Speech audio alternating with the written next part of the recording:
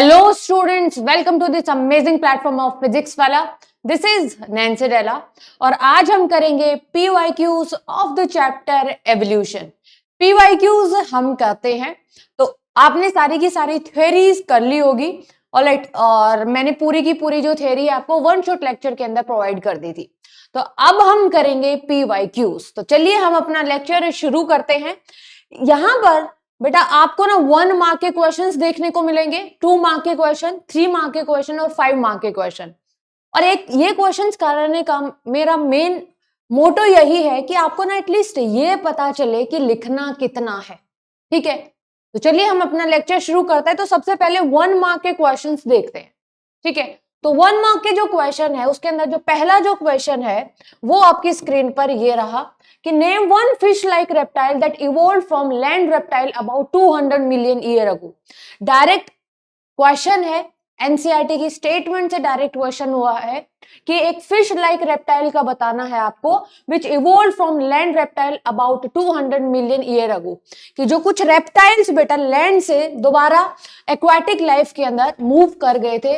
और ये कब हुआ था? ये हुआ था 200 मिलियन ईयर एगो. और उनका नाम क्या है? इक्थायोसॉर्स. ठीक है, नाम क्या है? इक्थायोसॉर्स. ये आपको ब्रीफ अकाउंट ऑफ एवोल्यूशन के अंदर मिल जाएगा. नेक्स्ट क्वेश्चन आपकी स्क्रीन पर है, if abiotic origin of life is in progress on a planet other than earth what should be the condition there. कि अगर लाइफ एबायोजेनेसिस तरीके से प्रोड्यूस हो रही है, ठीक है, जो लाइफ का जो ओरिजिन है वो एबायोटिक है, यानी कि जो लाइफ है नॉन लिविंग चीजों से मतलब आ रही है, जैसा कि केमिकल एवोल्यूशन में बताया गया है. तो जो अर्थ की जो कंडीशंस है वो कैसी होनी चाहिए? तो जो अर्थ की कंडीशंस वही तो होंगी जैसे हमने पढ़ी थी. हमारी जो अर्थ की कंडीशन क्या थी जब एवोल्यूशन हुआ? तो एवोल्यूशन आपको क्या देखने को मिला कि जो पहले जो एवोल्यूशन है बेटा ये है केमिकल. ठीक है, केमिकल एवोल्यूशन होता है.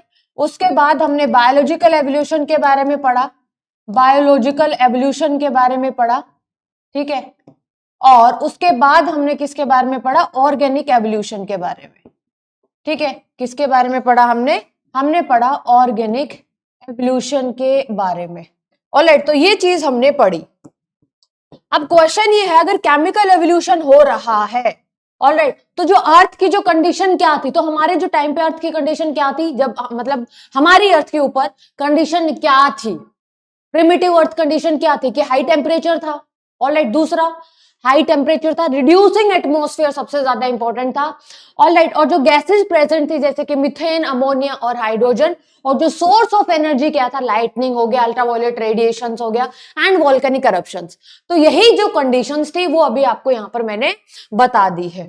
ऑलराइट, तो यहाँ पर क्या है कि very high temperature, volcanic storms, reducing atmosphere. ये याद रखना, रिड्यूसिंग एटमॉस्फेयर बहुत ज्यादा इंपॉर्टेंट है. उसके बाद containing methane, ammonia and hydrogen. और जो वाटर वेपर्स थे भाई, टेम्परेचर इतना ज्यादा था कि जो H2O है बेटा, जो वाटर है, वेपर की फॉर्म में एग्जिस्ट करता था.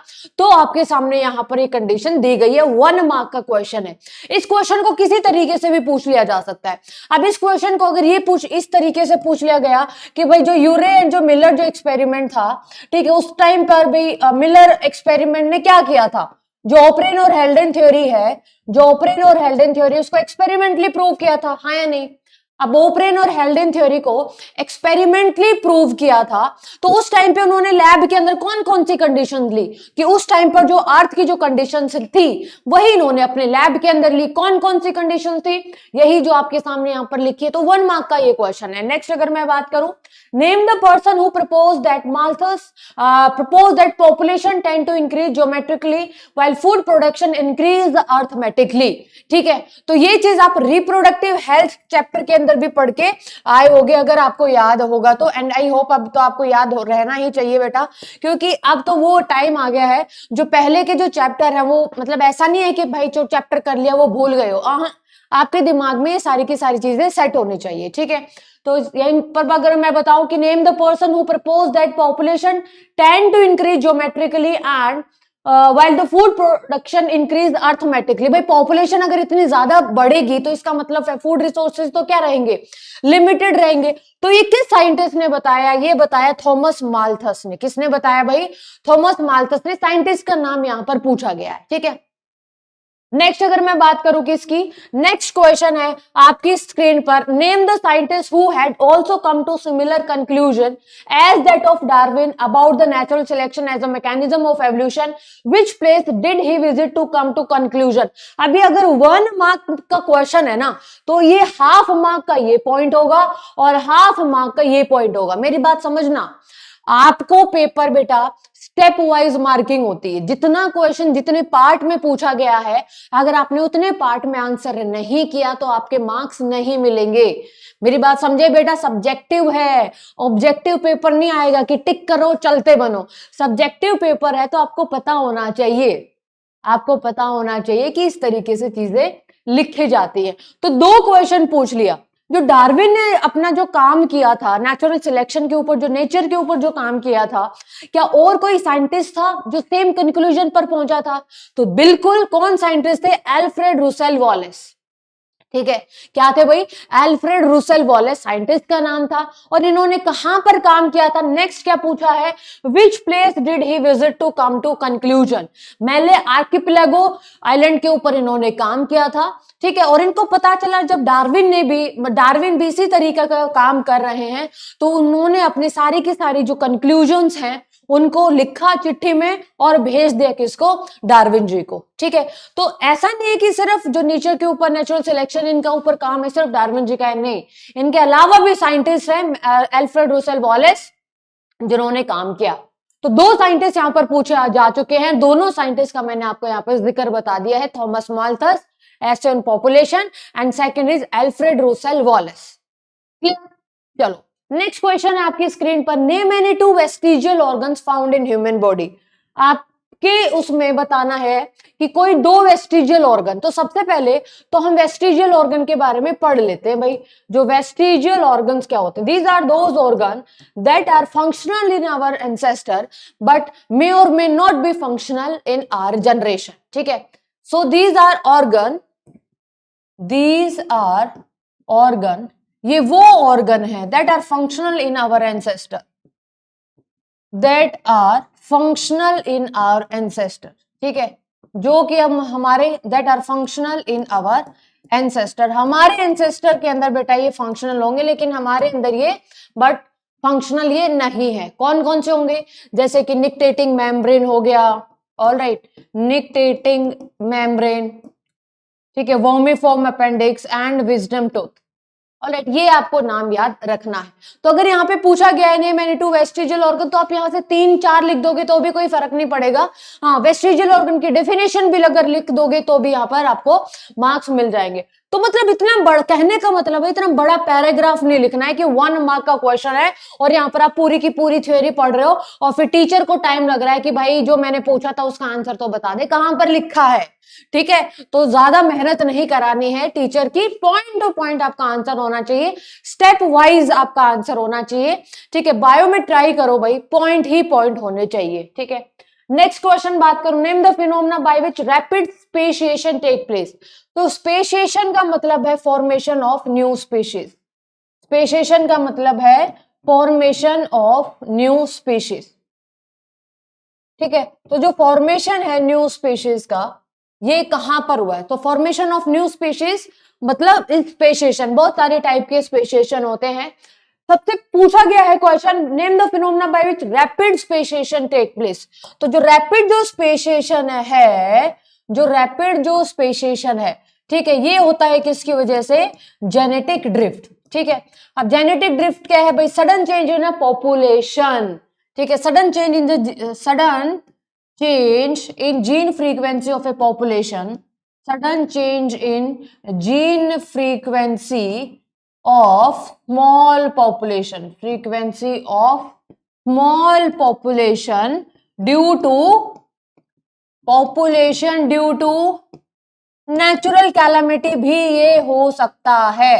ठीक, अब इसके अंदर 2 आते हैं, इंपॉर्टेंट है जेनेटिक ड्रिफ्ट, ये मैंने आपको डिटेल में समझाया था कि जेनेटिक ड्रिफ्ट है, इसके अंदर आपने 2 चीजों को पढ़ना है। कौन कौन सी चीज है? एक तो आपने पढ़ना है बोटल नेक इफेक्ट और फाउंडर इफेक्ट। ठीक है, बोटल नेक इफेक्ट ये आपने लिखना नहीं है, लिखना तो सिर्फ जेनेटिक ड्रिफ्ट है। अगर आपको समझ में आए, टाइम है तो हाँ, एक जेनेटिक ड्रिफ्ट में सीधा लिखने के बजाय सिर्फ आप उसको यहाँ पे एक थोड़ी सी उसकी डेफिनेशन को एक्सपेंड कर सकते हैं, ज्यादा टाइम नहीं लगेगा, 1 से 2 लाइन, दैट्स इट। ठीक है, तो जेनेटिक ड्रिफ्ट के अंदर आपको पढ़ना रहता है बोटलनेक इफेक्ट और फाउंडर इफेक्ट। ठीक है, ये आपको नोट्स के अंदर मिलेगा और ये मैंने डिटेल में आपको समझाया था कि बोटलनेक इफेक्ट क्या होता है, फाउंडर इफेक्ट क्या होता है।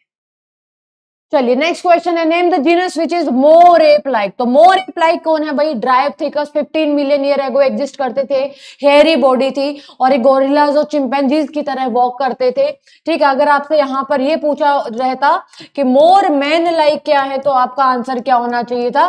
रामाप्थिकस। तो आपका जो आंसर है वो क्या होना चाहिए? रामाप्थिकस।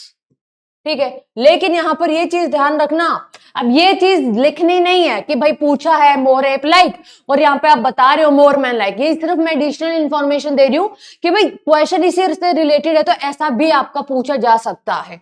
ठीक है, ये सारे के सारे प्रीवियस ईयर क्वेश्चन है। अब ड्रायोप्थिकस है, ड्रायोप्थिकस के बारे में आप ये लिख सकते हो 2 पॉइंट्स की 15 मिलियन एर्गो एग्जिस्ट करते थे। ठीक है, और ये भाई मोर एप लाइक थे, walk like gorillas and chimpanzee. ठीक है, हेयरी बॉडी थी, वॉक लाइक गोरिल्लाज और चिंपैंजी की तरह ये वॉक करते थे। ठीक है, गोरिल्लाज एंड चिंपैंजी, गोरिल्लाज और चिंपैंजी की तरह ये वॉक करते थे। ठीक है, तो इस तरीके का यहाँ पे आपको लिखना रहेगा। नेक्स्ट क्वेश्चन है, what provided energy for biotic synthesis on a primitive earth. तो जो सोर्स ऑफ एनर्जी है वो क्या था? तो भाई जो सोर्स ऑफ जो एनर्जी था वो क्या था? High temperature, very high temperature due to lightning और ultraviolet radiation provide energy for a biotic synthesis. मैंने आपको बता दिया था सोर्स ऑफ एनर्जी फर्स्ट ही स्लाइड के ऊपर। तो आसान सा क्वेश्चन है 1 मार्क में, which period is called the age of reptiles. So जो एज ऑफ रेप्टाइल्स है वो किस एज को बोला जाता है? 1 मार्क का question, that is Jurassic period. ठीक है, जोरासिक पीरियड को बोला जाता है। Next question is what is founder effect. Founder effect अब आ गया, अब ये है 2 मार्क का क्वेश्चन। ठीक है, अब 1 मार्क के क्वेश्चन के अंदर आपको कितना लिखना है भाई? 1 मार्क के क्वेश्चन के अंदर आपको ये पता रहना चाहिए कि डायरेक्ट पॉइंट लिख दिया जो आंसर है, जैसे जेनेटिक ड्रिफ्ट लिख दिया आंसर में। ठीक है, सो रैपिड ऐसे लिख दिया, rapid speciation occur due to genetic drift, and genetic drift के आपने 1-2 लाइन में खत्म कर दी डेफिनेशन, दैट्स इट। इससे ज्यादा नहीं लिखना है। ठीक है, अदरवाइज अगर 1 नंबर के क्वेश्चन में वैसे तो ऑब्जेक्टिव आपका रहेगा, लेकिन अगर ऐसे डेफिनेशन है फाउंडर इफेक्ट में इतनी डेफिनेशन इनफ अगर ये 2 मार्क्स में पूछे, क्योंकि भाई इसके अलावा आपको लिखोगे क्या? अब ऐसा नहीं कि आप आलतू फालतू कुछ भी जलालतू लिख रहे हो पूरा का पूरा जो पेज है, और टीचर मेहनत कर रहा है कि भाई एक्चुअली में फाउंडर इफेक्ट की डेफिनेशन क्या होती है।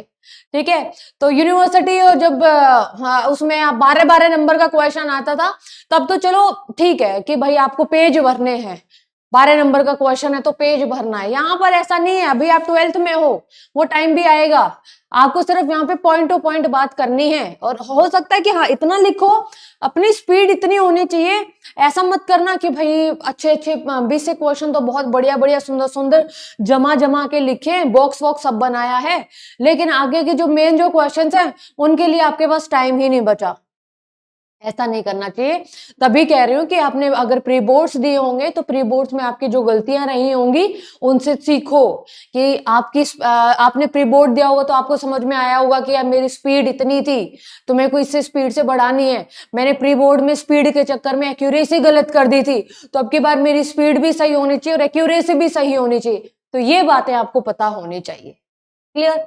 चलो अब हम बात करते हैं फाउंडर इफेक्ट। जेनेटिक ड्रिफ्ट के अंदर क्या क्या आता है बेटा? फाउंडर इफेक्ट और बोटलनेक इफेक्ट। फाउंडर इफेक्ट के बारे में अगर मैं बात करूं तो मैंने आपको बताया था किस तरीके से, मैंने आपको समझाया था कि ये पॉपुलेशन है और इस पॉपुलेशन के अंदर ये ऑर्गेनिज्म है। ठीक है, अगर मैं बात करूं कि भाई पिंक कलर आई, ठीक है, जो पिंक कलर आई हो गया, और जो ब्लैक कलर आई, ठीक है, और जो व्हाइट कलर आई, ठीक है, और ग्रीन कलर आई लिख लेते हैं, और जो ग्रीन कलर आई, तो पिंक कलर के बेटा 70% थे, ब्लैक कलर आई के 10% थे, और 20% थे ग्रीन आई। ठीक है, तो यहाँ पर एक बार इंडिविजुअल को हम रिप्रेजेंट कर देते हैं कि भाई ये पिंक कलर की पॉपुलेशन थी। ये एक पॉपुलेशन है जिसके अंदर जो 70% है वो क्या है? पिंक कलर है। ठीक है, पिंक ऐसे लोगों की जो आंखें हैं वो गुलाबी रंग की हैं, 10% ब्लैक हैं, और जो ग्रीन है वो है 20%। ठीक है, जो ग्रीन है वो क्या है 20%। अब ये सब मिलके एक जगह पे रह रहे थे, लेकिन क्या हुआ, इनमें से दो लोगों की मतलब कुछ लोगों की यहाँ पे लड़ाई हो गई। कहते कि नहीं भाई, हमें अब यहाँ पर नहीं रहना, अब हमें जाना है कहीं और। ठीक है, just suppose population A, this is the original population. ये कौन सी पॉपुलेशन है भाई, ओरिजिनल पॉपुलेशन। ठीक है, अब यहाँ पर जो ओरिजिनल जो पॉपुलेशन का जो total number of gene and their allele, उसको हम जीन पूल कहते हैं।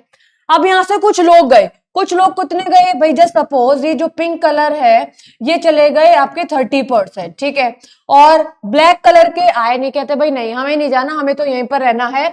और ग्रीन कलर के भाई जो ऐसे लोग जिनकी जो ग्रीन आंखें थी वो आ गए 10%। ठीक है, अब ये दूसरी जगह पर चले गए, यहां पर जगह क्या हो गई, चेंज हो गई।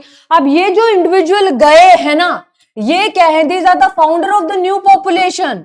ठीक है, ये लोग यहां पर गए हैं, ये क्या है, these are the founder of new population.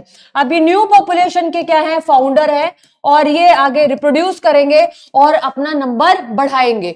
तो यहां से जो सपोज इन्होंने क्या किया, अब आगे रिप्रोड्यूस किया और जो अपना जो नंबर है पॉपुलेशन इंडिविजुअल्स का नंबर बेटा वो बढ़ाया। जो सपोज यहाँ पर जो पिंक कलर है, पिंक कलर जिनकी ऐसे लोग जिनकी गुलाबी आंखें वो रह गए 70%, और ऐसे लोग जिनकी ग्रीन आंखें हैं, ठीक है, ऐसे लोग जिनकी ग्रीन आंखें हैं वो रह गए यहाँ पे 30%।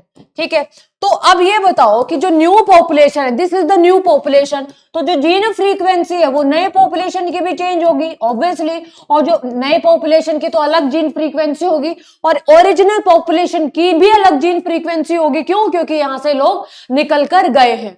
तो these are the founder of the new population, और इनके जो जीन्स कितने स्ट्रॉन्ग है ये डिपेंड करता है कि इसके फाउंडर्स कैसे हैं। So these are the founder, और ये आगे चल के एक न्यू स्पीशीज का फॉर्मेशन करेंगे।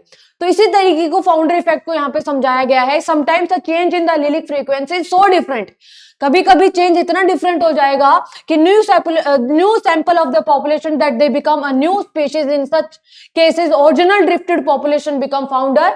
ये ओरिजिनल ड्रिफ्टेड पॉपुलेशन है बेटा, और ये फाउंडर हो गई, और एक न्यू पॉपुलेशन को आगे क्या करेगी, जन्म देगी। तो that is known as the founder effect. ये मैंने आपको यहाँ पे एग्जाम्पल से समझा दिया है। नेक्स्ट है explain Oparin and Haldane theory of the chemical evolution. तो एक्सप्लेन करना है हमें क्या, ओपरेन और Haldane theory of chemical evolution. तो केमिकल एवोल्यूशन किसने बताया था, ओपरेन और हेल्डन ने बताया था। कि अगर आपको याद ना हो तो मैं एक बार फिर से रिप्रेजेंट कर देती हूँ। Carbon, hydrogen, nitrogen, oxygen, phosphorus, sulphur, ये सारे के सारे क्या थे भाई, फ्री एटम्स की फॉर्म में ये प्रेजेंट थे। अब टेम्परेचर अर्थ की कंडीशन क्या थी, प्रिमिटिव अर्थ की कंडीशन क्या थी भाई, टेम्परेचर बहुत ज्यादा था, रिड्यूसिंग एटमॉस्फेयर था। ठीक है, रिड्यूसिंग एटमॉस्फेयर था, और बहुत ज्यादा क्या हो रहे थे, वोल्केनिक एरप्शंस हो रहे थे, लाइटनिंग हो रही थी। ठीक है, अल्ट्रावायलेट रेडिएशंस की वजह से ये सारे के सारे फैक्टर्स रेस्पॉन्सिबल थे कि इन्होंने आपस में रिएक्शन करना शुरू कर दिया। और क्या बना दिया आपस में बेटा, और बना दिया इन्होंने सिंपल इनऑर्गेनिक। ठीक है, इन्होंने बना दिया सिंपल इनऑर्गेनिक मॉलिक्यूल्स। ऑलराइट, जो सिंपल इनऑर्गेनिक मॉलिक्यूल्स इन्होंने बना दिया। और जो सबसे जो फर्स्ट था सिंपल इनऑर्गेनिक मॉलिक्यूल, जो सबसे पहला जो ऑर्गेनिक मॉलिक्यूल था बेटा वो कौन था, वो थी अमोनिया। वो क्या थी बेटा, अमोनिया। तो यहाँ पे क्या बना, जैसे कि CO2 बन गई, ठीक है, हाइड्रोजन हो गया, अमोनिया हो गया, एंड वाटर वेपर्स। ठीक है, अब इनके बीच में भी रिएक्शन हुई, और आपको क्या देखने को मिला, सिंपल ऑर्गेनिक मॉलिक्यूल। क्या देखने को मिला भाई, सिंपल ऑर्गेनिक मॉलिक्यूल। और जो सबसे जो पहला जो ऑर्गेनिक मॉलिक्यूल था वो कौन था, मीथेन। तो यहां पर क्या देखने को मिला भाई, मीथेन हो गया, और HCN एटसेट्रा। इनके आपस में रिएक्शंस हुई। ठीक है, ये पूरी की पूरी स्टोरी है, लेकिन आपको लिखना क्या है वो तो यहीं पर लिखा गया है, लेकिन मैं एक बार एक्सप्लेन कर दूं सो दैट आपका भी रिवीजन हो जाए। ठीक है, अब इनके बीच में रिएक्शन हुई तो हमें क्या मिल रहा था, जैसे कि सिंपल अमाइनो एसिड। ठीक है, क्या देखने को मिला, जैसे सिंपल कार्बोहाइड्रेट हो गया। ठीक है, अमाइनो एसिड देखने को मिला, न्यूक्लिक कार्बोहाइड्रेट, नाइट्रोजनस बेस। ठीक है, फैटी एसिड एंड ग्लिसरॉल। ठीक है, फैटी एसिड, ग्लिसरॉल, ये सब देखने को मिला। अब इनके बीच में रिएक्शन हुई और आपको क्या देखने को मिला, अब हम यहाँ पे कह सकते हैं हमें देखने को मिला जैसे कि प्रोटीन हो गया, polysaccharide, lipids and nucleic acid, polysaccharide, lipids and nucleic acid. तो जो पहले जो लाइफ है, सबसे पहले जो लाइफ आई, पहले तो केमिकल एवोल्यूशन हुआ है, उसके बाद बायोलॉजिकल एवोल्यूशन हुआ है। मेरी बात समझे, पहले केमिकल एवोल्यूशन हुआ है, उसके बाद बायोलॉजिकल एवोल्यूशन देखने को मिला है। और तो इस तरीके से कि जो life, first life could have come from the pre existing non living organic molecules, ठीक है, और वो कौन कौन सकते हैं कि आरएनए हो गया, प्रोटीन हो गया, etcetera, and the formation of life was preceded by the chemical evolution. पहले केमिकल एवोल्यूशन, फिर बायोलॉजिकल एवोल्यूशन, और फिर हम ऑर्गेनिक एवोल्यूशन। तो जो फर्स्ट जो लाइफ है ये एक्सप्लेन करी है किसने, ओपरिन और हेल्डेन, और इसको एक्सपेरिमेंटली प्रूव भी किया है किसने, मिलर एंड यूरे एक्सपेरिमेंट है। नेक्स्ट क्वेश्चन है, what do you mean by the adaptive radiation and explain with the help of example. तो अडैप्टिव रेडिएशन का मतलब क्या है? तो अडैप्टिव रेडिएशन का मतलब है एवोल्यूशन ऑफ डिफरेंट स्पीशीज, ठीक है, evolution of different species starting from a common point, starting from a common point and literally radiating from the other different habitat, and literally radiating from and literally radiating in different habitat, ठीक है। इसको हमने क्या बोला भाई, adaptive radiation. और जो adaptive radiation है ये क्या शो करती हैं, ये शो करती हैं डाइवर्जेंट एवोल्यूशन। ये क्या शो करती हैं भाई, ये शो करती हैं डाइवर्जेंट एवोल्यूशन, ठीक है। ये क्या शो करती हैं, डाइवर्जेंट एवोल्यूशन। जैसे कि मैंने आपको बताया था कि जो एक जो ओरिजिनल जो स्पीशीज थी वो क्या थी, सीड ईटिंग थी। जो ओरिजिनल थी वो क्या थी भाई, सीड ईटिंग बर्ड थी, ठीक है, ओरिजिनल यही थी, सीड ईटिंग। अरे पहले ओरिजिनल थी भाई सीड ईटिंग, ये मैंने आपको वैसे रिवाइज हो जाएगा आपका, ठीक है। जो ओरिजिनल जो इंसेस्टर था वो तो सीड ईटिंग था, लेकिन जब हैबिटेट चेंज हुआ तो उनकी फीडिंग हैबिटेट अलग अलग थी, ठीक है, फीडिंग हैबिट अलग थी, हैबिटेट अलग था, जिसकी वजह से मॉडिफिकेशन देखने को मिला। तो यहां से आपको देखने को मिलेगा कि कैक्टस ईटिंग भी मिलेंगी, ग्रेन ईटिंग भी, ठीक है, इंसेक्ट ईटिंग भी, ऑलराइट, और फ्रूट ईटिंग बर्ड भी आपको यहाँ पे दिखाई दी। तो अगर मैं बात करूं अडैप्टिव रेडिएशन के, मैंने आपको क्या बताया था, evolution of different species starting from a common point literally radiating to other different geographical habitat is known as adaptive radiation। भाई मैंने आपको बताया था कि एक साउथ अमेरिका पर सबसे पहले डार्विन जी पहुंचे, उन्होंने अपनी जहाज पर सैर सपाटे के बाद वो पहुंचे, वहां पर उन्होंने देखा छोटी छोटी काली चिड़िया हैं जो सीड ईटिंग है, और इसीलिए उन फिंचेस को बोला गया डार्विन फिंचेस, ठीक है। जब हैबिटेट फ्रेगमेंटेशन हुआ तो कुछ टुकड़ा वहां से टूट के अलग हुआ, ठीक है। ग्रुप ऑफ 22 आइलैंड, जिसको हमने गैलापागोस आइलैंड बोला था, जिससे हर एक छोटा छोटा जो आइलैंड था आपस में सेपरेटेड था, ठीक है, आपस में क्या था, सेपरेटेड था। तो उन्होंने ऑब्जर्व किया कि जो सीड ईटिंग जो बर्ड, तो ओरिजिनल तो सीड ईटिंग थी, लेकिन क्या देखने को मिले, कुछ कैक्टस ईटिंग देखने को मिली, कुछ फ्रूट ईटिंग देखने को मिली, कुछ ग्रेन ईटिंग देखने को मिली। क्यों? क्योंकि आपस में वो अलग अलग हो गए, हैबिटेट अलग अलग हो गए, नीड अलग अलग हो गई, और एडेप्टेशन वहां पर अलग अलग देखने को मिली, ठीक है। अब जैसा खाना होगा भाई, वही बोलते हैं ना, जैसा देश वैसा भेष, तो उसी तरीके से वहां पर वही हैबिटेट अलग था, नीड अलग थी, तो अलग एडेप्टेशन हुई, और फीडिंग हैबिट भी अलग होंगी, ठीक है। तो एक आगे चल के एक न्यू स्पीशीज का फॉर्मेशन हो गया।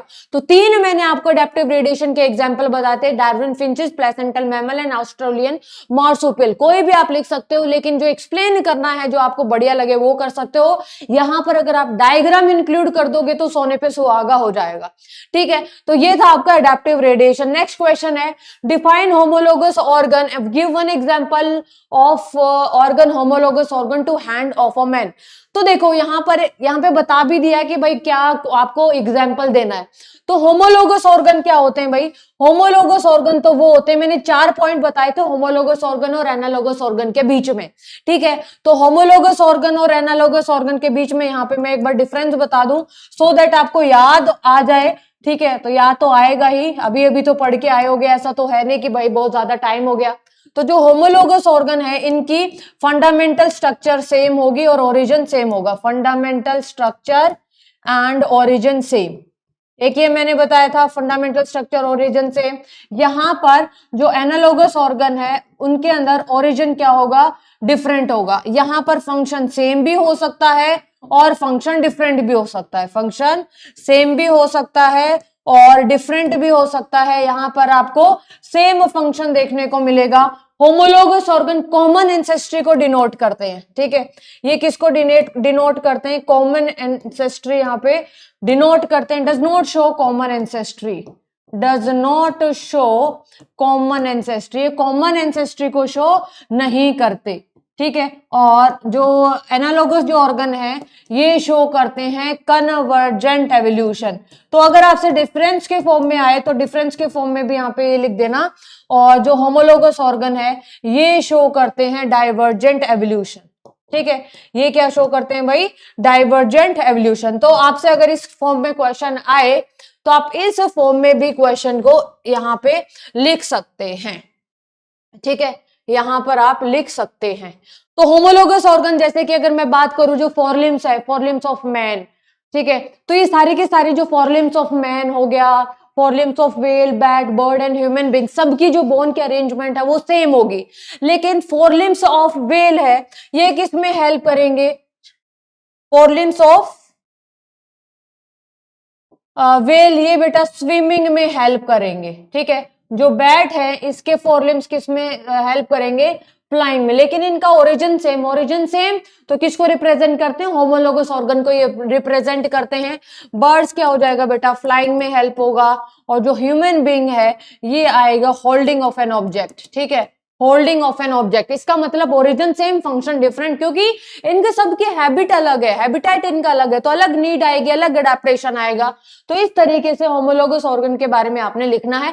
अगर आपसे डिफरेंस पूछा जाए तो होमोलोगस ऑर्गन और एनालोगस ऑर्गन के बीच में आप डिफरेंस लिख सकते हो। ये क्वेश्चन इंपॉर्टेंट है। 4-4 पॉइंट्स यहाँ पे लिख दोगे, 2-2 एग्जाम्पल यहाँ पे लिख दोगे तो आपके बढ़िया नंबर आएंगे, ठीक है। चलिए नेक्स्ट अगर मैं बात करूं किसकी, what do you mean by the variation in the evolution. Variation का मतलब क्या है, देखो variations are very very essential for evolution. Variation है, variation are very very essential for evolution, ठीक है। अगर भाई एवोल्यूशन हो रहा है यानी कि one form of life another form of life के अंदर orderly change of one form of life into another form of life, इसलिए हम इसको क्या बोलते हैं, एवोल्यूशन बोलते हैं, ठीक है। अब वेरिएशन का मतलब क्या है, ये जो वेरिएशन है ना, रोल पूछा है, what is the role of variation. तो ये जो वेरिएशन है, ये जो चेंजेस है बेटा, ये help to survive in different help to survive in environment, changing environment लिख लो भाई। जिसके अंदर जो वेरिएशंस होंगी, ठीक है, जो अपने आप को नेचर के अंदर अडेप्ट कर सकता है वही क्या होगा बेटा, सिलेक्ट होगा, ठीक है। तो ये वेरिएशन है, ये क्या करेंगी, ये इंडिविजुअल को रहने में हेल्प करेंगे एनवायरमेंट के अंदर। तो वेरिएशन थे, सपोज एक बहुत ज्यादा बैक्टीरिया की कॉलोनी है, ठीक है। अब हमने उसके ऊपर क्या कर दिया भाई, जैसे कि कोई एंटीबायोटिक हमने डाल दी। अब मैक्सिमम जो पॉपुलेशन है वो तो मर गई, लेकिन उसमें से कुछ नहीं मरे बैक्टीरिया, ठीक है। उन्होंने उस एंटीबायोटिक के खिलाफ रेजिस्टेंट शो किया है, ठीक है। और वो रेजिस्टेंट शो किया, इसका मतलब उनके अंदर कोई ना कोई वेरिएशन है। बाकियों में नहीं थी इसलिए वो मर गए, उनके अंदर वेरिएशन थी क्योंकि उनके अंदर वो एंटीबायोटिक रेजिस्टेंट जीन प्रेजेंट था। तो ये जो वेरिएशन है ये एक्सपोज कब हुई, जब चेंजिंग एनवायरनमेंट हुआ और उस ऑर्गेनिज्म को उस एनवायरनमेंट के अंदर सरवाइव करने के लिए मतलब इन्होंने हेल्प करी है। तो this is the important role of variation. अब वेरिएशन के बहुत सारे सोर्सेज हो सकते हैं, म्यूटेशन हो गया, जीन रिकॉम्बिनेशन हो गया, hybridization, gene flow, genetic drift, ठीक है, नेचुरल सिलेक्शन, बहुत सारे वेरिएशंस के ये सोर्सेज है। तो variations are useful for survival of species in the changing environment. If a population of reproducing organisms are suited to a particular niche and if the niche is drastically altered, the population could be wiped out. तो अगर भाई कुछ changes आ गए, जैसे कोई natural calamity भी आ गई, या फिर जैसे सपोज हमने यहाँ पे मैंने बैक्टीरिया वाला एग्जाम्पल आपको बताया है, लेकिन अगर कुछ वेरिएशन, वैसे तो पूरी की पूरी पॉपुलेशन के ऊपर खतरा था, लेकिन कुछ मेंबर उस पॉपुलेशन के बच गए, क्यों? क्योंकि इनके पास वेरिएशन थी, ऑलराइट, और वो उसके अंदर जी गए। तो ये वेरिएशन का पूरा रोल है। नेक्स्ट अगर मैं क्वेश्चन की बात करूं, describe one evidence which diversely prove that birds are evolve from the reptiles. जो बर्ड्स है रेप्टाइल से इवोल्व हुए हैं। तो मैंने आपको बताया था कि बर्ड्स, ये मैंने आपको होमवर्क भी दिया था कि जो बर्ड है जो रेप्टाइल है, ठीक है, जो बर्ड है बेटा वो रेप्टाइल से इवोल्व हुए हैं। तो अगर मैं बात करूं जो रेप्टाइल से बेटा बर्ड्स भी हुए हैं, ये ट्री, जो ट्री बताया था ना मैंने, उसमें भी ये चीज थी कि रेप्टाइल से बर्ड हुए हैं और रेप्टाइल से मैमल्स। तो यहां से बताया, यहां से आपको ये बताना है कि आप ये बताओ, एक कॉमन कनेक्टिंग लिंक बताओ, ठीक है। तो जो रेप्टाइल और जो बर्ड के अंदर कनेक्टिंग लिंक का मतलब है organism that show characteristics of two different groups.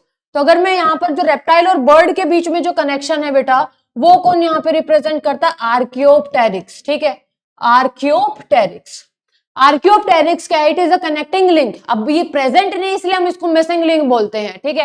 It is the missing link between the reptile and bird, क्योंकि इसके पास दोनों के कैरेक्टर हैं, आर्कियोप्टेरिक्स के भी और रेप्टाइल के। रेप्टाइल के जैसे टिथ, मतलब रेप्टाइल के क्या कैरेक्टर है कि जॉ टिथ प्रेजेंट होंगे, लॉन्ग टेल प्रेजेंट होगी, ठीक है, वीक स्टर्नम प्रेजेंट होगी। लेकिन बर्ड के क्या क्या प्रेजेंट होंगे कैरेक्टरिस्टिक की? बीक प्रेजेंट होगी, ठीक है, और क्या प्रेजेंट होगी? फेदर्स प्रेजेंट होंगे। तो ये कॉमन है। अच्छा अब मैं ये बताऊं, अच्छा अगर आपसे ये क्वेश्चन पूछ जाए रेप्टाइल और मैमल में क्या लिंक है, आप कैसे कह सकते हो कि जो मैमल से रेप्टाइल से आए? तो आपने एनिमल किंगडम का, ठीक है, जब वो पढ़ी थी, मैमल्स पढ़े थे, मैमल्स के अंदर आपने एग्जाम्पल जो देखा होगा उसके अंदर देखा होगा ऑर्निथोरिंकस, ठीक है, ornithorhynchus. This is the connecting link, जिसको आप डक बिल्ड प्लैटिपस भी बोलते हो, ठीक है, duck billed platypus, duck billed platypus, ठीक है, जिसको आप डक बिल्ड प्लैटिपस भी बोलते हो, ठीक है। एंड दिस इज, ये क्या है बेटा? ओविपेरस मैमल है, ठीक है, ये क्या है? ओविपेरस मैमल, ठीक है। तो ये आपको किसके बीच में लिंक प्रोवाइड करता है? रेप्टाइल्स और मैमल्स के बीच में ये कनेक्टिंग लिंक है। तो अब हम यहां पर ये कह सकते हैं कि हाँ जी बिल्कुल, जो रेप्टाइल हैं, रेप्टाइल से ही बर्ड्स इवॉल्व हुए, रेप्टाइल से ही मैमल्स, आर्कियोप्टेरिक्स और ऑर्निथोरिंकस यहां पर मैंने आपको बता दिया। क्लियर? चलिए नेक्स्ट क्वेश्चन है, what is the study of fossils called? ये क्वेश्चन इंपॉर्टेंट बनता है कि फॉसिल्स की स्टडी को हम पैलेंटोलॉजी कहते हैं। Mention any 3 points how the fossils throw light on the past life. तो फॉसिल्स के बारे में, मतलब फॉसिल किस तरीके से एविडेंसेस का काम करते हैं, ये मैं आपको बताना है। तो फॉसिल्स का मतलब क्या है? कोई हार्ड पार्ट किसी प्लांट का या फिर एनिमल का जो कि प्रिजर्व हो जाता है रॉक्स के अंदर, ठीक है, और यानी कि सेडिमेंट्री रॉक्स के अंदर प्रिजर्व हो जाता है, उसको हम फॉसिल्स कहते हैं। अब एग्जाम्पल आपको बताना है कि किस तरीके से आप कह सकते हो कि एविडेंस मतलब एवोल्यूशन हुआ है। तो देखो क्रॉस सेक्शन ऑफ, अगर हमने अर्थ क्रस्ट का क्रॉस सेक्शन देखते हैं तो the arrangement of the sediment one over the other during the long history of the earth. तो geological history of the earth closely related with the biological history of the other earth. अगर मैं इसका अर्थ के बारे में अगर मैं थोड़ा सा डिस्कशन करूं तो पूरा का पूरा एक बार ये देख लेते हैं, ठीक है। अब ये देखो, जस्ट सपोज है कि ये सेडिमेंट बन गई, एक ये लेयर बन गई है, ठीक है, और दूसरी जो लेयर है बेटा वो ये है, ऑलराइट, जो तीसरी जो लेयर है वो ये है, और जो फोर्थ जो लेयर है वो ये है, ठीक है। तो ये क्या हो गया? डी, ऑलराइट, ये क्या हो गया? सी, ठीक है, और ये क्या हो गया? बी, और ये क्या हो गया? ए, ठीक है। अब देखो जो सबसे ऊपर जो लेयर है इसको हमने क्या बोला? इसको हम बोलते हैं न्यूएस्ट लेयर, ठीक है, इसको हमने क्या बोलना है? Newest layer, alright. डी तो इस लेयर के अंदर मिलने वाला फॉसिल है, लेकिन ये जो लेयर है, एक सेकेंड,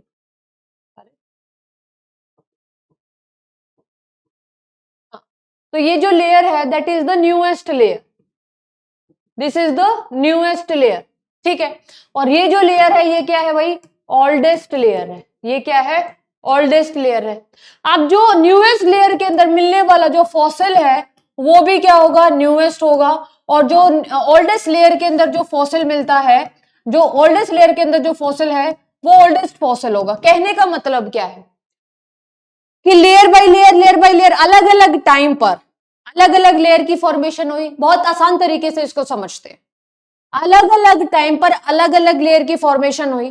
फॉर एग्जाम्पल इस लेयर की फॉर्मेशन किसी और टाइम पर हुई, इस लेयर की फॉर्मेशन किसी और टाइम पर हुई, ऐसे इसकी और इसकी लेयर की फॉर्मेशन अलग अलग टाइम पर हुई। इस लेयर के अंदर मिलने वाला जो ऑर्गेनिज्म है वो ए है, इस लेयर के अंदर मिलने वाला ऑर्गेनिज्म बी, इस लेयर के अंदर मिलने वाला ऑर्गेनिज्म सी, इस लेयर के अंदर मिलने वाला ऑर्गेनिज्म डी। तो अलग अलग टाइम पर अलग अलग लेयर का फॉर्मेशन हुआ है और अलग अलग लेयर के अंदर अलग अलग ऑर्गेनिज्म मिलता है। तो इससे आप क्या कह सकते हो कि भाई इस टाइम ये जब ऑर्गेनिज्म मिला तो इस टाइम पर इसकी जो लेयर की जो मिनरल कंपोजिशन है वो अलग होगी। तो इसकी मिनरल कंपोजिशन अलग है, इसकी मिनरल कंपोजिशन अलग है, इसकी मिनरल कंपोजिशन अलग है। तो इसका मतलब क्या है कि भाई अलग अलग लेयर के अंदर अलग अलग ऑर्गेनिज्म मिल रहा है एक पर्टिकुलर टाइम के अंदर। तो इसका मतलब क्या है कि एवोल्यूशन हो रहा है। तो इसका मतलब यही लाइन बोली गई है आपके एनसीईआरटी में कि geological history of earth is closely related with the biological history of the अर्थ। ठीक है, अब देखो क्रॉस सेक्शन हम जब लेते हैं अर्थ क्रस्ट का तो ये इंडिकेट करता है arrangement of sediment over the earth during the long history of the अर्थ। ठीक है, different sediment contain different life forms, अलग अलग लेयर के अंदर अलग अलग मतलब जो सपोज अलग अलग ऑर्गेनिज्म की डेथ हुई है वो मिले हैं during a particular formation during the formation of particular sediment, connecting or the missing link which contain the characters of different groups हमें यहाँ पर देखने को मिला है। और हम साफ साफ कह सकते हैं भाई कि हमें क्या मिला है, यहाँ पर फॉसिल्स मिले हैं, अलग अलग लेयर के अंदर फॉसिल्स मिले हैं और हम ये कह सकते हैं कि एवोल्यूशन हुआ है। भाई फॉसिल क्या, जैसे कि ड्रैप्थिकस है और रामाप्थिकस है, ये एग्जिस्ट करते थे 15 मिलियन ईयर अगो।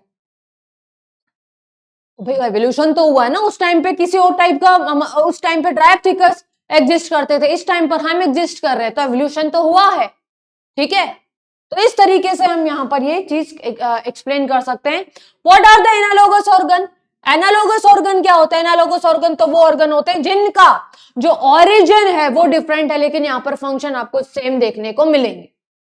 अब अगर मैं बात करूं, अच्छा ये बताओ कि मैम जो फंक्शन है वो सेम देखने को मिलेंगे, ठीक है, ऑलराइट। तो अब आप बताओ अगर मैं एग्जांपल बताऊं कि eye of the octopus and eye of mammal, eye of octopus and eye of mammal, अब दोनों के जो ओरिजिन है बेटा वो क्या है, अलग अलग है। अब जो ऑक्टोपस है मोलस्का के अंदर आता है, यानी कि ये इन वर्टिब्रेट्स के अंदर आता है, ठीक है, और जो मैमल है बेटा ये वर्टिब्रेट्स के अंदर आते हैं, ऑलराइट, वर्टिब्रेट्स के अंदर आते हैं। और आईज दोनों का बेटा, इस इनकी भी आई और इनकी भी आई का जो फंक्शन है वो क्या है, विजन। तो इसका मतलब आपको analogous organ does not show the common ancestry and they show the convergent evolution, क्योंकि ये अलग अलग एंसेस्ट्री से आए हैं लेकिन इनकी हैबिटेट सेम है, ठीक है, जिसकी वजह से सेम एडेप्टेशन हो रही है और ये क्या शो कर रहे हैं, कन्वर्जेंट एवोल्यूशन ये शो कर रहे हैं। नेक्स्ट क्वेश्चन अगर मैं बात करूं कि would you consider wings of butterfly and bat as a homologous और एनालोगस? अच्छा अब आप बताओ कि जो विंग्स ऑफ बटरफ्लाई है आप इसको क्या मतलब कंसिडर करते हो? तो जो wings of butterfly and bat, इनको हम एनालोगस ऑर्गन बोलेंगे। क्यों? क्योंकि भाई जो बैट के जो विंग्स है ये भी किसमें काम करने में आती हैं, उड़ने में आती हैं, ठीक है। तो wings of butterfly and bat are said to be analogous because they have originated from different part. जो बटरफ्लाई के जो विंग्स है ये कहां से ओरिजिनेट हुए, स्किन से एंड फेदर से। लेकिन अगर मैं बैट की अगर मैं बात करूं, जो बैट के जो विंग्स है ये कहां से ओरिजिनेट हुए, फोर लिम्ब से, लेकिन इन दोनों का सेम फंक्शन है, दैट इज फ्लाइंग। और जिनका फंक्शन सेम, ओरिजिन डिफरेंट, ऐसे ऑर्गन को हम बोलते हैं एनालोगस ऑर्गन। क्लियर? चलिए नेक्स्ट क्वेश्चन हम बात करते हैं, define the natural selection who else along with Charles Darwin propose it as the mechanism of evolution.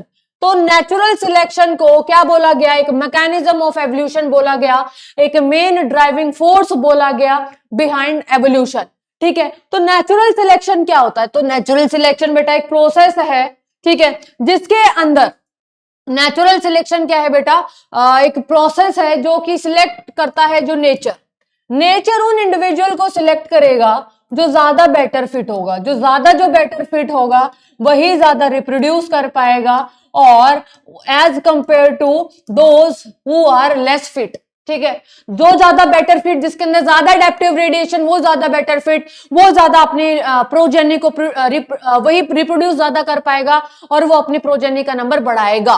ठीक है, क्या सिर्फ नेचुरल सिलेक्शन के पीछे सिर्फ डार्विन थे या फिर इसके अलावा कोई और साइंटिस्ट भी थे? ठीक है, तो अल्फ्रेड रूसेल वॉलेस। ठीक है, ये चीज अब ये चीज अगर आप नहीं लिखोगे ना अल्फ्रेड रूसेल वॉलेस के बारे में, तो आपको एक नंबर नहीं मिलेगा कि जो अल्फ्रेड जो रूसेल जो वॉलेस हैं, अल्फ्रेड रूसेल वॉलेस है, इन्होंने भी क्या किया था, सेम काम किया था और अपनी जो सारी की सारी जो जमा पूंजी है, कंक्लूजन है, ये डार्विन को भेज देते और फिर डार्विन ने अपनी किताब को भी लॉन्च कर दिया था।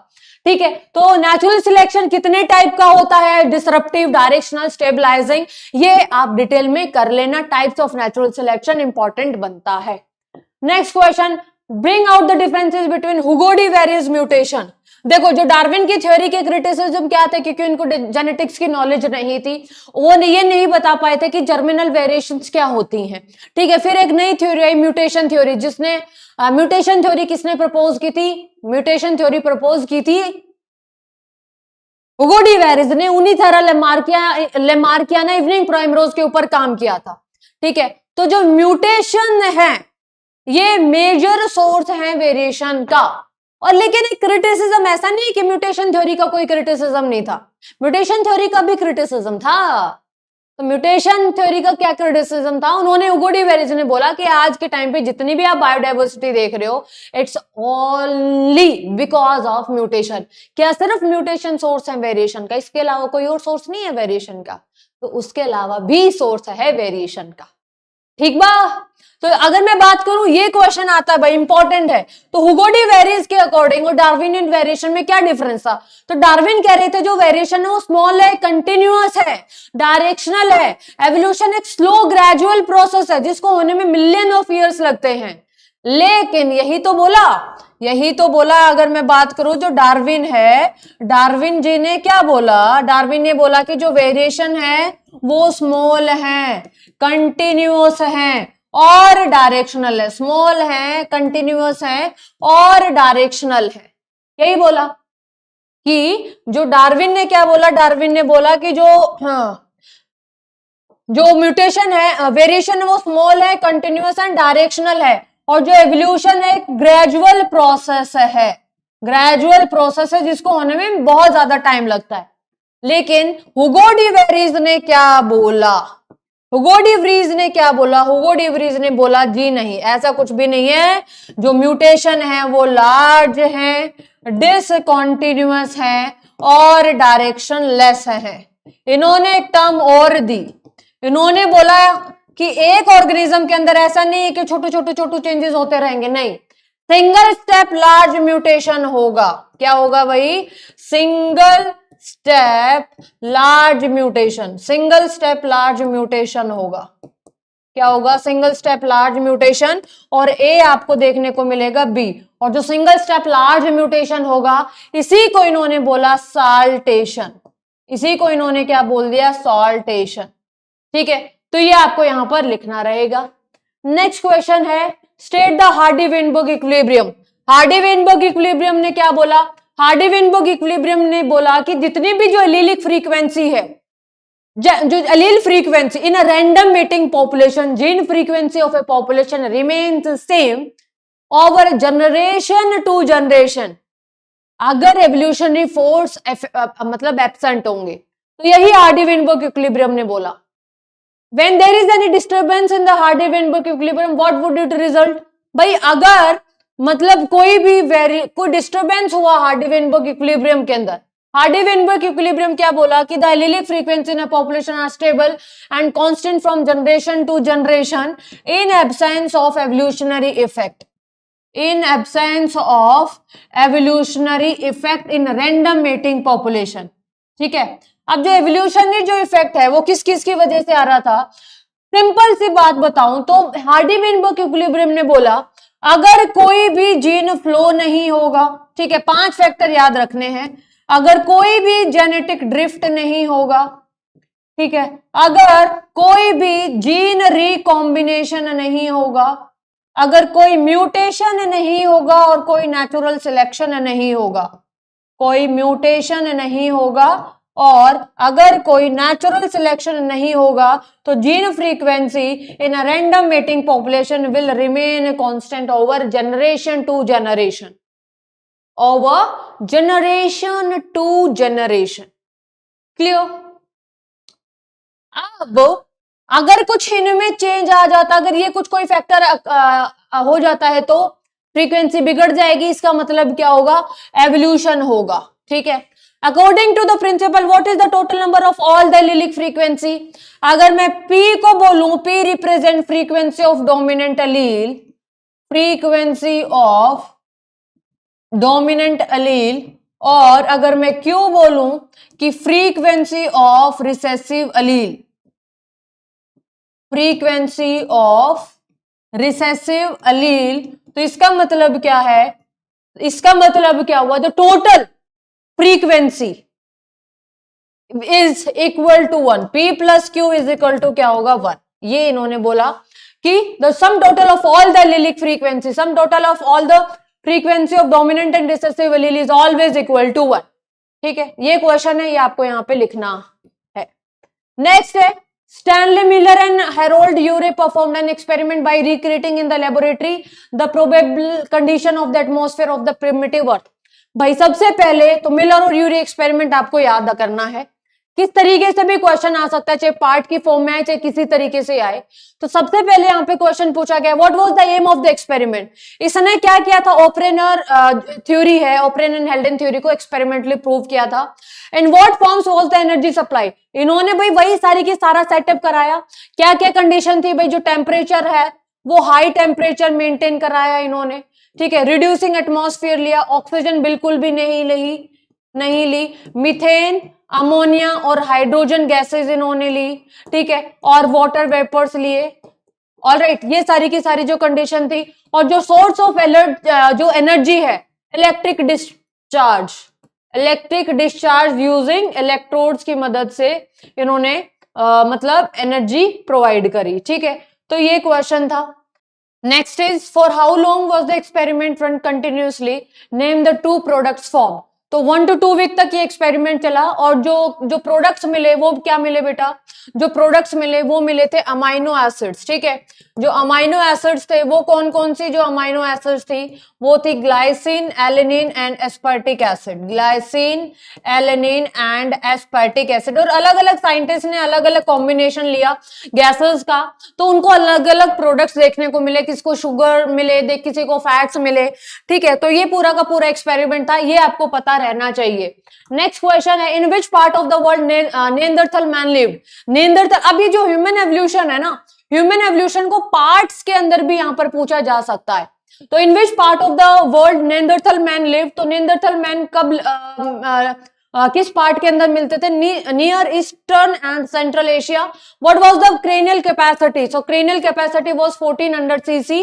Mention the advancement which Neanderthal man showed over Homo erectus. तो नेंदरथल मैन पहले ऐसे थे बेटा, ठीक है, जिन्होंने अपने बॉडी को प्रोटेक्ट करना शुरू किया और इन्होंने ही रिचुअल्स का मतलब शुरुआत की, यानी कि they use of hide to cover body. और इन्होंने मतलब अपने जो प्यारे लोग थे इनको डेथ के बाद उन्होंने दफनाना शुरू किया, यानी कि रिचुअल्स इन्होंने ही शुरुआत करी। तो जो ह्यूमन एवोल्यूशन है वो इस तरीके से भी क्वेश्चन पूछा जा सकता है। Given figures are the Darwin finches. जैसा कि आप देख रहे होगे डार्विन फिंचेस से रिलेटेड यहाँ पर क्वेश्चन है। ठीक है, अब ये जो क्वेश्चन है ना डायरेक्ट डार्विन फिंचेस पे नहीं पूछा गया, ये जो क्वेश्चन है पूछा गया है पार्ट्स के अंदर। तो सबसे पहला mention the specific geographical area where these were found. ये कहां पर मिलती थी भाई? गैलापागोस आइलैंड के अंदर। ठीक है, नेक्स्ट क्वेश्चन है name and explain the phenomena that has resulted in evolution of such diverse species in the region. तो ये किसका एग्जाम्पल है? ये एग्जाम्पल है अडेप्टिव रेडिएशन का। सो अडेप्टिव रेडिएशन का ये एग्जाम्पल है। और आपको पता होना चाहिए कि जो अडेप्टिव रेडिएशन का मतलब है, अब यहां पर आपको सिर्फ नाम नहीं लिखना, इसके आपने डेफिनेशन भी लिखनी है। What do you mean by adaptive radiation? Adaptive radiation का मतलब है evolution of different species starting from a common point and literally radiating to other geographical habitat. इसी को हम अडेप्टिव रेडिएशन बोलेंगे। और ये पार्ट में क्वेश्चन दिया होगा, तो जस्ट सपोज 2 मार्क का ये क्वेश्चन है, 1 मार्क का ये है, 1 मार्क का ये है। ठीक है, इस तरीके से क्वेश्चन पूछा जाएगा। How did Darwin visit the particular geographical area, जो किस तरीके से डार्विन जो गैलापागोस आइलैंड पर पहुंचे, जहाज, इनके जहाज का नाम क्या है, HMS बीगल। यहां पर एक नंबर क्वेश्चन बनता है। पार्ट के अंदर क्वेश्चन पूछा है, अगर जैसे सपोज अगर आपको जहाज का नाम नहीं आता तो A और B के अकॉर्डिंग आपको नंबर मिलेंगे। ठीक है, चलिए नेक्स्ट क्वेश्चन है, give example to show the anthropogenic action. अगर एवोल्यूशन हो रहा है एंथ्रोपोजेनिक, यानी कि अब नेचुरल सिलेक्शन तो बेटा ग्रेजुअल प्रोसेस है, टाइम लेगा, लेकिन जो अगर हम हमारी एक्टिविटीज, ह्यूमन की एक्टिविटीज की मदद से एवोल्यूशन हो रहा है, फॉर्मेशन ऑफ न्यू स्पीशीज हो रहा है, ठीक है, तो इसको हम बोलते हैं एंथ्रोपोजेनिक, मतलब ह्यूमन एक्टिविटीज की इन्वॉल्वमेंट की वजह से एवोल्यूशन हो रहा है। फॉर एग्जाम्पल यहाँ पे अगर हम यूज कर रहे हैं कोई हर्बिसाइड का, कोई पेस्टिसाइड का, यहाँ पर अगर मैं आपको एक सिंपल सा एग्जाम्पल बोलूं तो भाई ये एक मच्छर है, ठीक है, ये क्या है भाई, यहाँ पर ये मच्छर है, ठीक है, ये मच्छर है, बहुत सारे मच्छर है, ठीक है, मस्कीटो लग नहीं रहे होंगे लेकिन तुम मान लो कि ये क्या है भाई, मच्छर है। अब इनके ऊपर हमने DDT का छिड़काव कर दिया, ठीक है, DDT का छिड़काव कर दिया तो यहाँ पे एक ही मच्छर बच गया, ये वाला जो मच्छर है जो लाल कलर का है भाई, ये बच गया, ठीक है, तो ये लाल कलर का मच्छर बच गया, बाकी सारे के सारे क्या हो गए, मर गए। अब इसके ऊपर ना DDT का कोई असर नहीं हो रहा। अब आगे चल के ये दो लाल कलर के मच्छर, जैसे सपोज ये क्या कर लिए, बच गए, बाकी जो ग्रीन कलर वाले थे मच्छर, इनका मतलब टाटा बाय बाय हो गया, ठीक है, ये सारे के सारे मच्छर। अब ये जो DDT है, DDT के इसके ऊपर कोई असर नहीं पड़ रहा है, यही आगे मतलब ऐसी वो मतलब बना देंगे, स्पीशीज बना देंगे जिसके ऊपर DDT का कोई भी असर नहीं होगा, यानी कि DDT रेजिस्टेंट मस्किटो हो गई है। क्या हो गए भाई, DDT रेजिस्टेंट मस्किटो। अरे पहले ये बताओ, पहले हम वो ब्लू सी टिक्कियां नहीं लेते थे, बल्ब के ऊपर रखते थे कि भाई मच्छर मर जाएंगे, उसके बाद कुछ टाइम के बाद उन्होंने वो फेल हो गए, इसके ऊपर ही मच्छर उड़ रहे हैं। उसके बाद हम मोटरिन लेके आए, ग्रीन ग्रीन कलर वाली, है ना, और उसको हम जलाना शुरू किया। थोड़े दिन के बाद तो मतलब भाई बचाव हुआ मच्छरों से, लेकिन फिर भी फिर थोड़े टाइम के बाद उसी के ऊपर घूम रहे हैं। फिर आया ऑल आउट, भाई वो ब्लू कलर का आता है, ठीक है, फिर ब्लू कलर के ऑल आउट ने कुछ दिन तक वो प्रोवाइड की, मच्छरों से निजात प्रोवाइड किया। फिर थोड़े दिन के बाद उससे भी कुछ असर नहीं हो रहा, अब रेड कलर का आ गया है। तो इस तरीके से एडवांसमेंट हो रही है ना, तो इसका मतलब हम ऐसे एक्टिविटीज, अब हम अगर ऐसे पहले हमने टिक्कियां ली तो बाकी तो मैक्सिमम पॉपुलेशन बच गई, लेकिन कुछ बच गए जो उससे रेजिस्टेंट प्रोवाइड कर रहे थे, उसके ऊपर उसका कोई असर नहीं हो रहा था, मच्छरों के पास उसके लिए रेजिस्टेंट था, ठीक है। उसके बाद फिर ग्रीन वाली जो मोटरिन आई तो फिर कुछ मच्छर बच गए, अब ग्रीन वाले रजिस्ट हो चुके हैं, ठीक है। तो इस तरीके से मतलब मैं कहना ये चाह रही हूं कि जो पर्टिकुलर जो मच्छर बचता है, अब उसके पास रेजिस्टेंट है, ठीक है, उसके पास वो जीन है जो उसको रेजिस्टेंट प्रोवाइड कर रहा है, अब जो कि उस ब्लू टिकिया उसको कुछ भी नहीं असर मतलब कर रही। तो इसका मतलब हमने ह्यूमन एक्टिविटीज ने ऐसे मच्छरों का मतलब अब सोसाइटी के अंदर ऐसे मच्छर आ गए हैं कि अब ब्लू टिकिया वाली फेल हो गई है, ब्लू टिकिया अब उसके ऊपर फेल हो गई है, ठीक है। अब जो बचे हुए जो मच्छर है वो रिप्रोड्यूस करेंगे, अपना प्रोजेनी बढ़ाएंगे, फिर हमने कुछ और चीज लेके आए, यानी कि मोटरिन लेके आए, ठीक है। इसी तरीके से फिर ऑल आउट आ गई। तो ये ह्यूमन की एक्टिविटी से क्या हो रहा है, एवोल्यूशन हो रहा है, जो कि फास्ट है। तो आप इसको इस तरीके से एक्सप्लेन कर सकते हो। Next, by taking the industrial melanism as an example, explain the concept of natural selection. तो what do you mean by the natural selection? Natural selection का मतलब है जो ज्यादा अडेप्टिव है, जिसके पास ज्यादा अडेप्टिव वेरिएशन है, जिसके पास ज्यादा यूजफुल वेरिएशन है, वो ज्यादा बेटर फिट है नेचर के अंदर, उसी का क्या होगा, सिलेक्शन होगा, ठीक है, उसी का क्या होगा, सिलेक्शन होगा। अब इसको समझाना है हमें इंडस्ट्रियल मैलिनिज्म। अब एक एग्जांपल है इंडस्ट्रियल मैलिनिज्म, डायरेक्शनल या फिर प्रोग्रेसिव टाइप का नेचुरल सिलेक्शन है, जिसके अंदर जो कर्व एक पीक के अंदर शिफ्ट हो जाते हैं। पूरी की पूरी थ्योरी आपको यहाँ पे लिखी हुई है, थ्योरी का काम आपका है क्योंकि आपको याद करना पड़ेगा। अगर आपको समझ में आ गया तो आप अपने वर्ड्स में लिख सकते हो। तो बिफोर इंडस्ट्रियलाइजेशन क्या हुआ, बिफोर इंडस्ट्रियलाइजेशन पोल्यूशन था नहीं, जो हरियाली थी, ठीक है, और जो लाइकन्स प्रेजेंट थे, और लाइकन्स ने क्या कर दिया, बाल को कवर कर लिया। अब उस लाइकन्स के ऊपर डार्क विंग मोथ अगर बैठेंगे तो प्रेडेटर उसको इजीली पहचान लेंगे। तो व्हाइट विंग मोथ का नंबर बिफोर इंडस्ट्रियलाइजेशन ज्यादा था। ऐसा नहीं है कि डार्क विंग खत्म हो गए थे, डार्क विंग थे लेकिन बहुत कम थे। अब क्या हुआ, आफ्टर इंडस्ट्रियलाइजेशन हुआ, अब कर्व एक डायरेक्शन के अंदर शिफ्ट हो गई। अब आफ्टर जैसे इंडस्ट्रियलाइजेशन हुआ तो क्या होगा, अब प्रीडेटर ने ना, अब पोल्यूशन होगा तो इंडस्ट्रीज आएंगे, आफ्टर इंडस्ट्रियलाइजेशन पोल्यूशन होगा, लाइकन्स डिसअपियर हो गए, जो ट्री की जो बार्क है वो ब्राउन कलर की होगी, डार्क ब्राउन कलर की होगी। अगर उसके ऊपर ब्लैक कलर के अब मोथ बैठेगा बेटा, डार्क विंग्ड मोथ बैठेगा, तो वो इजिली रिकॉग्नाइज नहीं कर पाएंगे प्रीडेटर उसको। लेकिन अगर मैं, जैसे ब्लैक बोर्ड है, इस ब्लैक बोर्ड के ऊपर ये मैं व्हाइट कलर लिखूं भाई, क्या कौन सा कलर बना दिया अगर मैं इसके ऊपर ये व्हाइट कलर बनाऊं तो इजीली क्या होगा भाई, रिकॉग्नाइज कर पाएगा प्रीडेटर इसको, है ना। तो कॉन्ट्रास्टिंग कलर की वजह से after industrialisation white winged moth की डेथ हुई, प्रीडेटर इजीली पहचान लिए, लेकिन जो डार्क विंग्ड मोथ है वो क्या होंगे बेटा, ज्यादा होंगे। इसी का मतलब क्या हुआ, इंडस्ट्रियल मैलिनिज्म का ये एग्जांपल है, नेचर ने किसको सिलेक्ट किया और उन्हीं का नंबर क्या होगा बेटा, जिसने ज्यादा जो सिलेक्ट हुए वही आगे क्या होंगे, रिप्रोड्यूस करेंगे, उन्हीं का नंबर प्रोजेनी होगी। आप इस इंडस्ट्रियल मैलिनिज्म को एक्सप्लेन कर सकते हो। नेक्स्ट क्वेश्चन है, what is biogenetic law, how does comparative embryological provides evidences for the evolution.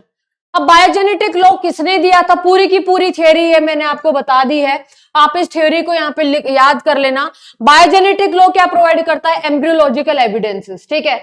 तो वॉन बेयर ने क्या बोला, वॉन बेयर ने ये बोला, अगर स्टार्टिंग में अगर आप वर्टिब्रेट्स के एम्ब्रियो को पहचान देखते हो तो आप ये नहीं पहचान पाओगे कि कौन सा फिशेस का है, कौन सा एम्फीबियंस का है, कौन सा रेप्टाइल का है, ठीक है। तो आपको नहीं पता चलेगा, ठीक है।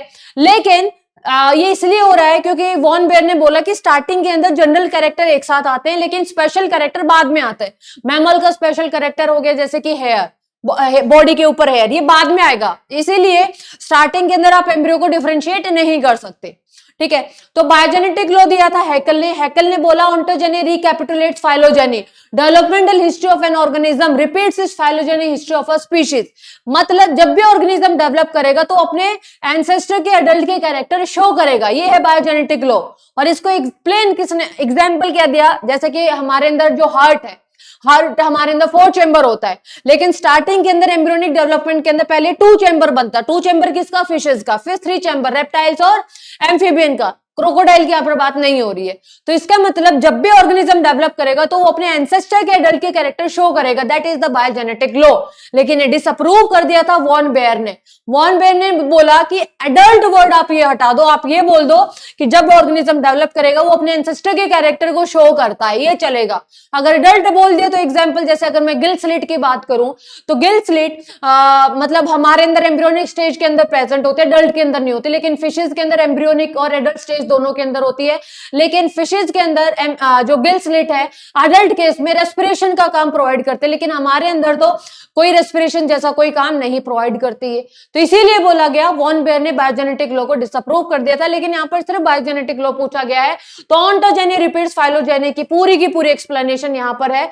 तो बायोजेनेटिक लॉ अगर डिसअप्रूव पूछ लिया, डिसअप्रूव किसने दिया उसको एक्सप्लेन करो, तो उसके अंदर आपने वॉन बेयर लॉ को एक्सप्लेन करना पड़ेगा, ठीक है। नेक्स्ट क्वेश्चन है, chemical insecticide remain useful for man for a limited time, explain with the reference to evolution with a suitable example. ये केमिकल इंसेक्टिसाइड जो अभी मैंने आपको बताया कि भाई हम जैसे एक बैक्टीरिया लिया, बैक्टीरिया के ऊपर बेटा हमने एंटीबायोटिक एक कॉलोनी, एक कल्चर लिया जिसके अंदर हमने बैक्टीरिया की कॉलोनी को ग्रो करवाया, ठीक है। कोई ब्लू कलर की, कोई व्हाइट कलर की, कोई ग्रीन कलर की कॉलोनी पैदा हुई। लेकिन अब हमने क्या किया, एक मतलब रेप्लिका बना लिया और मीडियम चेंज कर दिया, सुटेबल एनवायरनमेंट नहीं, अब हमने अनफेवरेबल कंडीशन डाल दिया, एंटीबायोटिक हमने डाल दी, ठीक है। अब मैक्सिमम कॉलोनी मर गई लेकिन कुछ बच जाएंगे। वो बच गए इसलिए क्यों, क्योंकि उनके पास वो एंटीबायोटिक रेजिस्टेंट जीन है जो कि रेजिस्टेंट प्रोवाइड करता है उस पर्टिकुलर एंटीबायोटिक के अंदर। वैसे एंटीबायोटिक रेजिस्टेंट वो वेरिएशन प्रेजेंट थी, लेकिन जब अनफेवरेबल कंडीशन आई तभी उन्होंने अपने आप को एक्सप्रेस किया। अब आगे जो रेजिस्टेंट थे वही आगे क्या करेंगे बेटा, ग्रो करेंगे, रिप्रोड्यूस करेंगे। तो इसको आप इस तरीके से एक्सप्लेन कर सकते हो। नेक्स्ट क्वेश्चन है, what are the factors that support Darwin theory of the natural selection. Natural selection के क्या क्या पोस्टुलेट्स थे ये आपने बताना है। तो सबसे पहले क्या होगा बेटा, ओवर रिप्रोडक्शन होगा। सब लिखी है, मैं एक बार आपको एक्सप्लेन करती हूँ। Over reproduction, struggle for existence, variation and hereditary, natural selection and origin of species, यही थी 5। ओवर रिप्रोडक्शन होगा, हर एक पॉपुलेशन के पास कैपेसिटी है रिप्रोड्यूस करने की टू इट्स मैक्सिमम पोटेंशियल, लेकिन फिर भी पॉपुलेशन कांस्टेंट रहती है। क्यों, क्योंकि नेचुरल रिसोर्सेज लिमिटेड है। स्ट्रगल फॉर एग्जिस्टेंस होगा, नेचुरल रिसोर्सेज लिमिटेड है, 3 टाइप का स्ट्रगल ऑफ एग्जिस्टेंस होगा, ठीक है। इंटरस्पेसिफिक भी हो सकता है, इंटरस्पेसिफिक भी हो सकता है, एनवायरमेंटल स्ट्रगल भी हो सकता है। वेरिएशन और हेरिडिटी, उसने डार्विन जी ने देखा कि अगर मैं पॉपुलेशन को अगर मैं समझता हूं तो हर एक इंडिविजुअल अपने में अलग अलग है। इसका मतलब हर एक इंडिविजुअल का पोटेंशियल रिप्रोड्यूस करने का पोटेंशियल अलग अलग है। इसका मतलब क्या है कि जो वेरिएशन इनबिल्ट है पॉपुलेशन के अंदर, वेरिएशन यूजफुल भी हो सकती है, हार्मफुल भी हो सकती है। वेरिएशन स्मॉल, कंटिन्यूअस और डायरेक्शनल है, और ये जो इनहेरिटेंस होगा ये हमेशा यूजफुल वेरिएशन का ही होगा। ये वेरिएशन के बारे में बताया।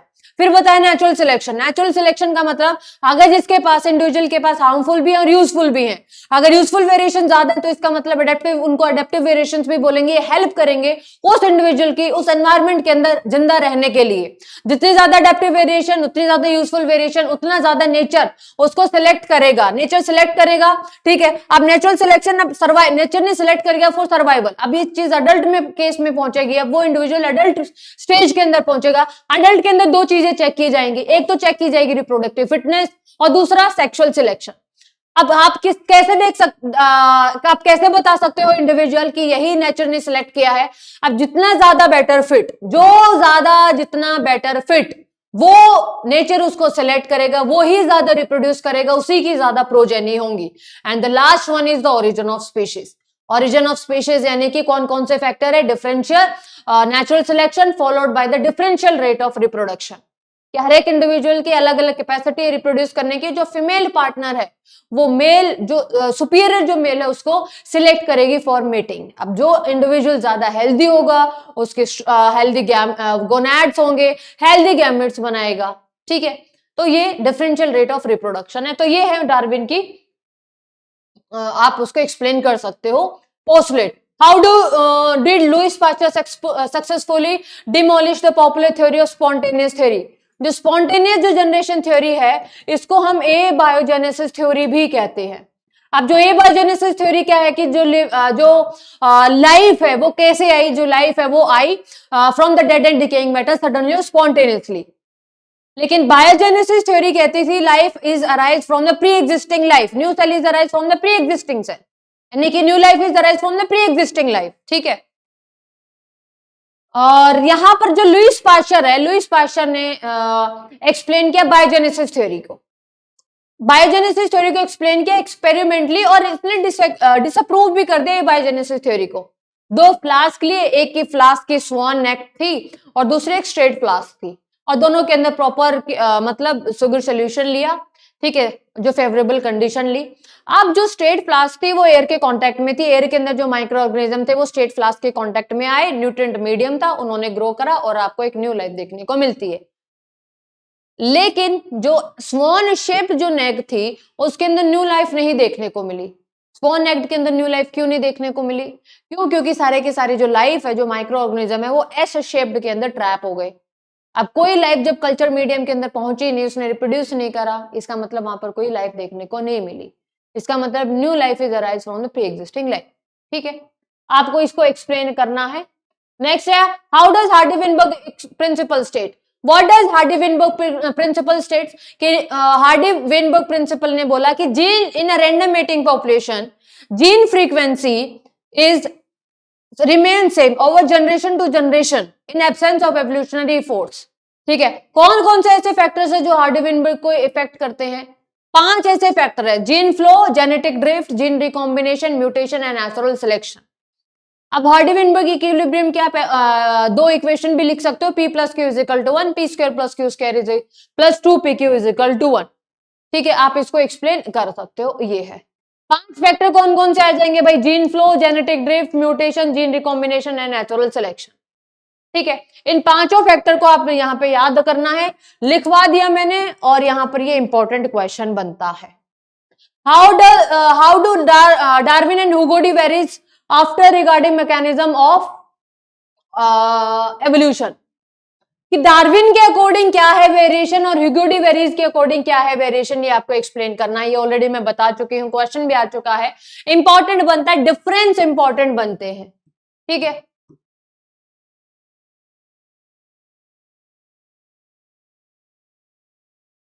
Differ regarding mechanism of evolution, With the help of suitable diagram represent the operation of natural selection on different traits. आप किसी कोई भी एग्जाम्पल बता दो नेचुरल सिलेक्शन का, नेचुरल सिलेक्शन का जैसे यहाँ पे एग्जाम्पल यहाँ पे बताया है कि natural selection is one of the basic mechanism of evolution. ठीक है, यहाँ पे ग्रैंड आइडिया है एवोल्यूशन का, नेचुरल सिलेक्शन किस तरीके से है। For example these are the variation in the trait. भाई एक ट्रेट है हमारे पास, कोई बीटल है, कोई जो बीटल है ग्रीन कलर की है, कोई बीटल ब्राउन कलर की है। नेक्स्ट है क्या है, दीज इनके अंदर डिफरेंशियल रिप्रोडक्शन हो रहा है। Since the environment can not support unlimited population growth, not all individual get to reproduce to their full potential. In this example green beetles tend to get eaten by birds. जो green जो beetle है बेटा, ये जो कोवा बैठा इसको खत्म कर देता है, लेकिन जो बच गई वही क्या, बची हुई क्या है बेटा, ब्राउन, और जो ब्राउन ही वही क्या करेंगी, रिप्रोड्यूस करेंगी। ठीक है, और इस तरीके से फिर ये आगे रिप्रोड्यूस करेंगी और आगे इनहेरिट होंगी। The surviving brown beetles have brown baby beetles because their trait has the genetic basis. ठीक है, आप इसको किसी तरीके से इंडस्ट्रियल मेलेनिज्म का एग्जांपल भी बता सकते हो।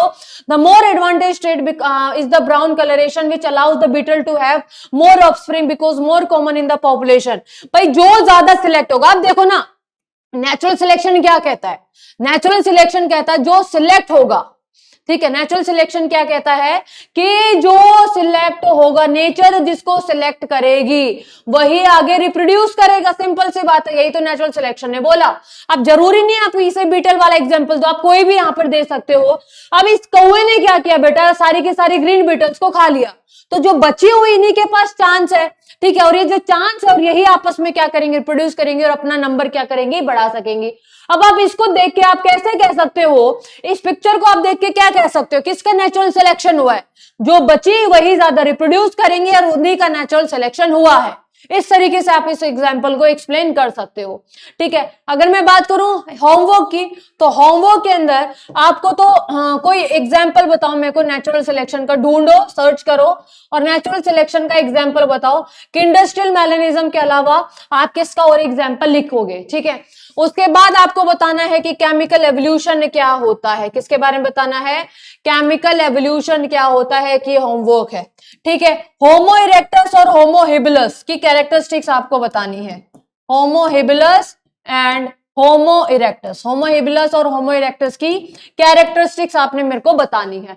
क्लियर है? और एक चीज और आपको बतानी है क्या, कि Hugo de Vries, Hugo de, ये क्वेश्चन इंपॉर्टेंट है इसलिए मैं दोबारा आपसे पूछ रही हूँ, हुगो डी वेरीज और डार्विन वेरिएशन के अकॉर्डिंग क्या क्या डिफरेंस है, ये आपको बतानी है। ये आपका रहा होमवर्क। ठीक है, और मिलते हैं नेक्स्ट लेक्चर के अंदर। बहुत बढ़िया से पढ़ाई कीजिए, अच्छा चैप्टर है, कॉन्सेप्चुअल चैप्टर है, याद करने का होगा। ठीक है, फैक्ट्स भी हैं, तो बहुत अच्छे से इसको याद करो, एग्जाम आ रहा है। ठीक है, अच्छे से पढ़ाई करो, अच्छा एग्जाम जाएगा आपका, डोंट वरी अबाउट दैट। तो मिलते हैं जल्दी, तब तक अपना ध्यान रखिए, पढ़ते रहिए, मुस्कुराते रहिए। Thank you so much, take care, bye bye, जय हिंद, जय भारत।